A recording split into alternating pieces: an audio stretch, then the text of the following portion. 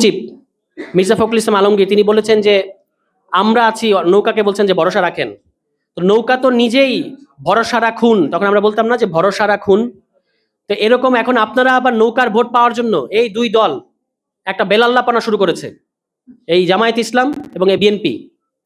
তারা প্রকাশ্যে অপ্রকাশ্যে গোপনে নানাভাবে আওয়ামী লীগের যে শীর্ষ সন্ত্রাসী যারা আছে তাদেরকে শেল্টার দিচ্ছে ভোটের জন্য, এবং তারা মনে করছে বাংলাদেশের জনগণের উপর ভরসা না রেখে এই ধরনের শীর্ষ সন্ত্রাসীদের উপর ভরসা রাখলে তারা নির্বাচনে জিতে যাবে।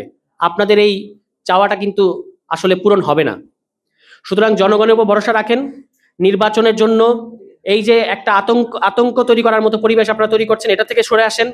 জুলাই সনদের বাস্তবায়নের ক্ষেত্রে কোনো ধরনের প্রতিবন্ধকতা সৃষ্টি করবেন না, এবং সরকারকে কোনো ধরনের চাপ দিয়ে ব্ল্যাকমেইল করে জিম্মি করার যে মানসিকতা আপনাদের মধ্যে দেখা যাচ্ছে সেটা করা যাবে না।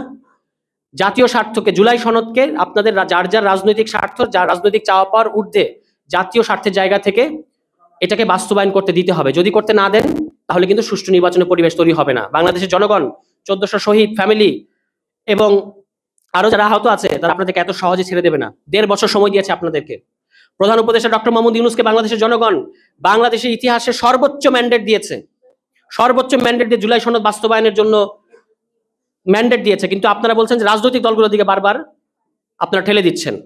এই কাজ থেকে আপনারা যদি বের না হয়ে আসেন তাহলে যে অনিশ্চিত পরিবেশ, যে দুশ্চিন্তাগ্রস্ত পরিবেশ তৈরি হবে, এটার দায়ভারও কিন্তু আপনাদেরকেই নিতে হবে।